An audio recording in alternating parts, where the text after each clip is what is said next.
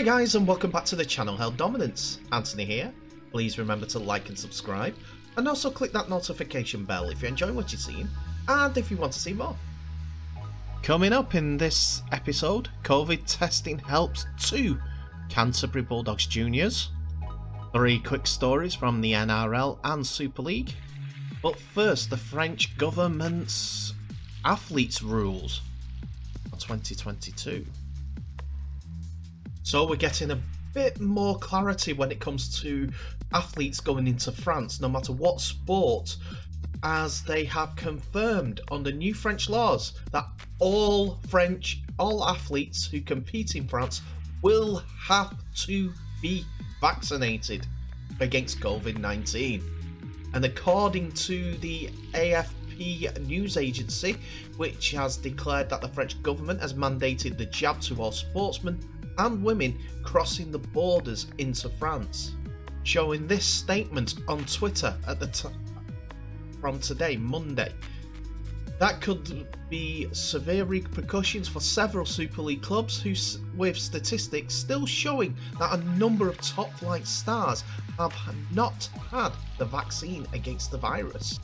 Clubs who have not had to make it compulsory, though the RFL has recommended that all players get the jab, but the latest government movement from across the channel could force clubs' hands.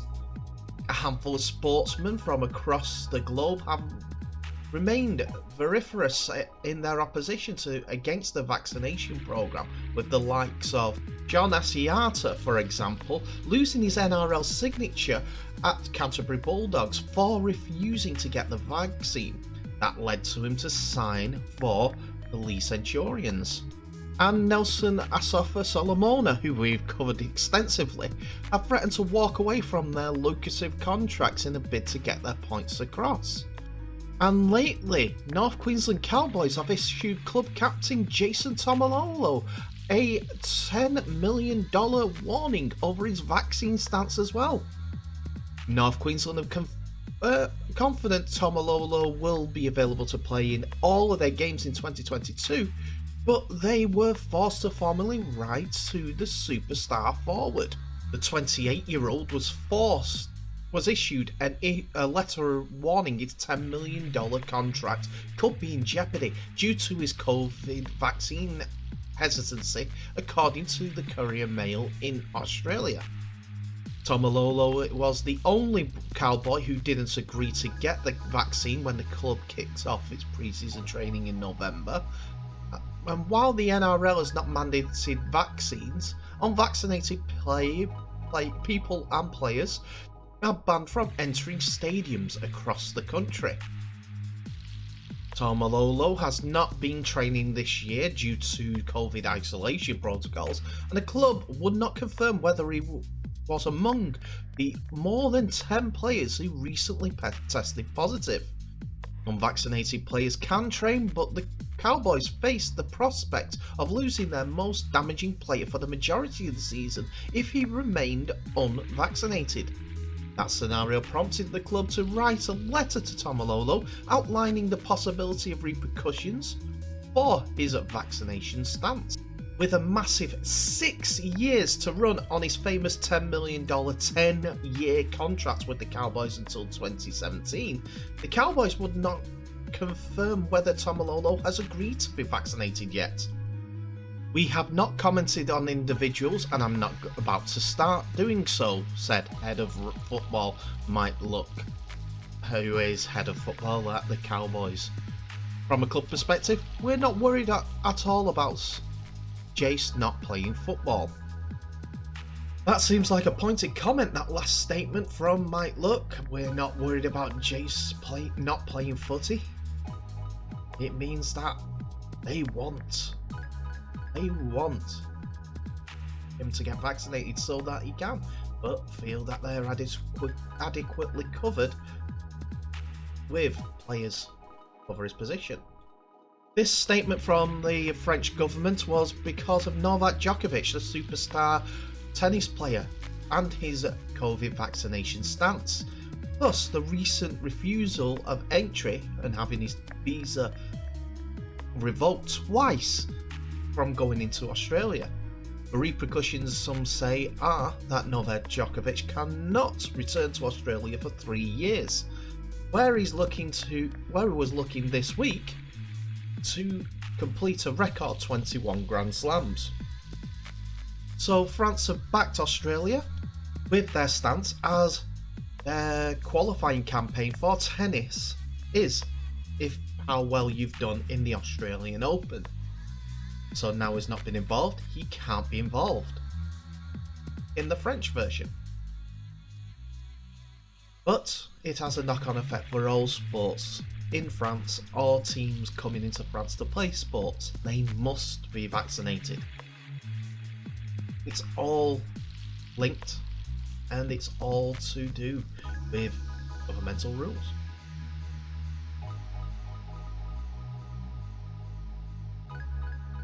So now a few quick news bites from the world of Rugby League, in this time Super League.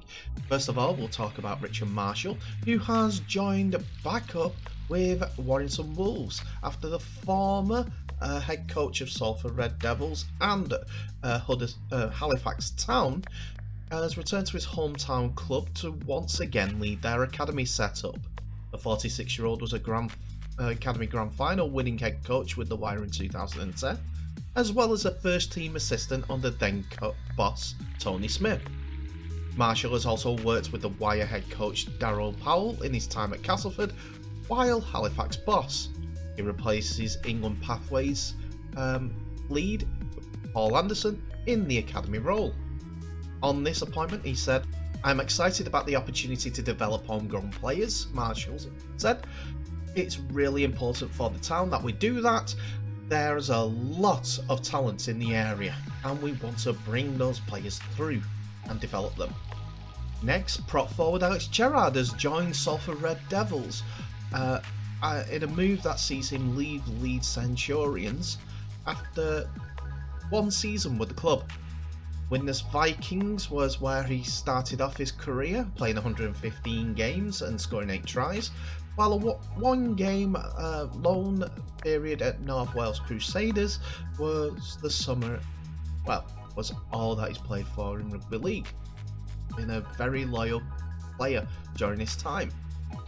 On the club website, it was stated about the move: "I'm really pleased to add Alex to the squad. He's got a lot of experience at the top level and will add much needed depth and competition," head coach Paul Rowland told the club website.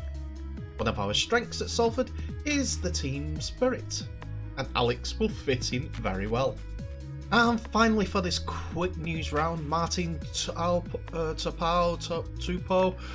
I apologise for getting his name incorrect, is another player that's linked with a move to the Super League after his contract runs out. That's according to Zero Tackle, which revealed the Manly Seagulls prop could be headed to the UK competition after being deemed surplus to requirements at his current NRL club, the Manly Seagulls. Tupou, who is nearing his 32nd birthday, is out of contract at the end of the year and has been linked with a move away from Manly for a few seasons now. And the New Zealand international began his career at the Canterbury Bulldogs, debuting in 2010. After making 21 appearances in 4 seasons, he made the switch to West Tigers, where he became a regular, registering 45 appearances over a 2-year period. But it took a move to Manly ahead of the 2016 NRL season to firmly put him on the map, with almost 150 appearances later in the 6 seasons that he's been there. It can hardly be said that he has been running out of steam either, with the 31-year-old playing 26 games for Manly in the 2021 NRL season, including the club's preliminary final loss against South Sydney. He's previously been linked away with a move last year, but Manly kept hold of him as he is a very tough and barnstorming prop, which they need to go forward.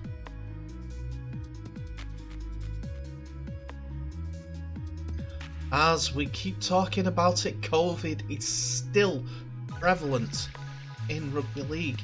And as we've spoken about with the French government, it's still affecting the Super League, and it's affecting the NRL with player discussion into whether or not to get the vaccine or whatever.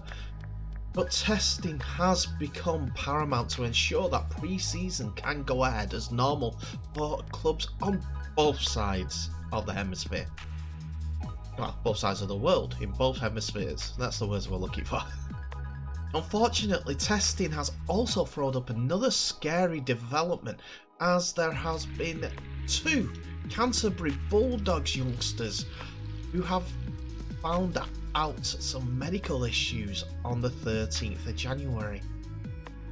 After having the symptoms of COVID-19, the duo underwent blood tests and an EKG, with one discovering a blood clot and the other discovering a minor heart issue. No names have been released, and it should be kept that way with the privacy. Though they will both recover to full fitness, Bulldogs general manager Phil Gus Gould did take to Twitter to explain the situation. He said, "COVID testing our junior reps at NRL Bulldogs. Those with moderate to severe symptoms will undergo blood tests and an EKG. So far 17 tests already revealed one youngster with a blood clot and another with a minor heart issue. Both treatable and will recover. But good to know. Great job by our staff." Minor heart issue and a blood clot. That sounds serious, but they're in the best possible place. I've got a feeling though, without this testing, those 2 issues would not have come to the cause. No, blood clot possibly wouldn't. Minor heart issue,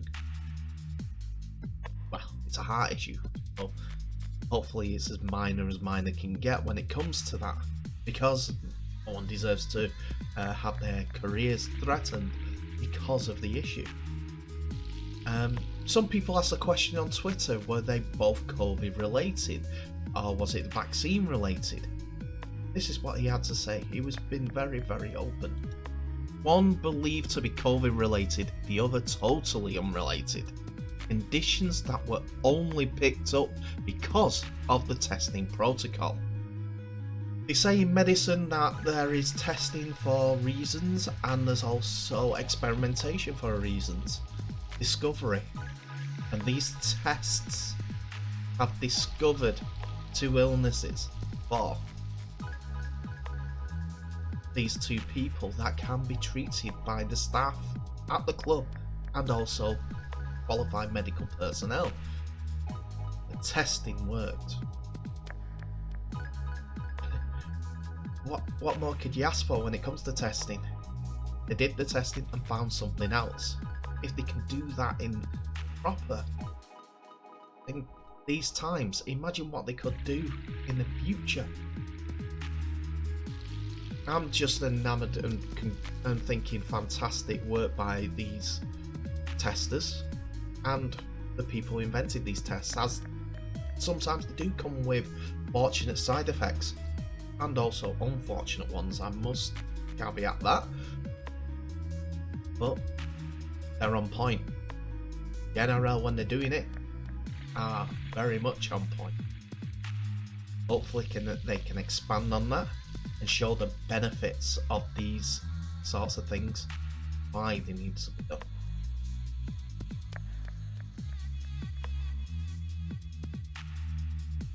And that's it for another episode, ladies and gentlemen. Thank you so much for watching. Please remember to like, subscribe, and also share this video worldwide, and also get your people involved in watching these episodes. So, what can you tell me about today's episode? Do you think France is right to bar all athletes that haven't got the COVID jab? Or do you think a personal preference touch is the way to go? What do you think of the middle section? 3 quick stories in the middle so that we can keep you afloat. Quick changes and everything. And do you agree with me that COVID testing does a lot more good than it does bad? After coming up with these tests that have helped discover medical conditions for these young Bulldogs, I think, like I said, testing is a good thing, and it sometimes comes up with some fantastic consequences with testing. Everything's been caught too early because this testing wouldn't have been about, and these two players might not, possibly one, might not be able to have, might have had worse repercussions without the testing. Anyway, you tell me in the comments what your thoughts are on today's episode. Remember to share this video worldwide. But in the meantime, thank you for watching. All the best, stay safe, I'll see you in the next episode.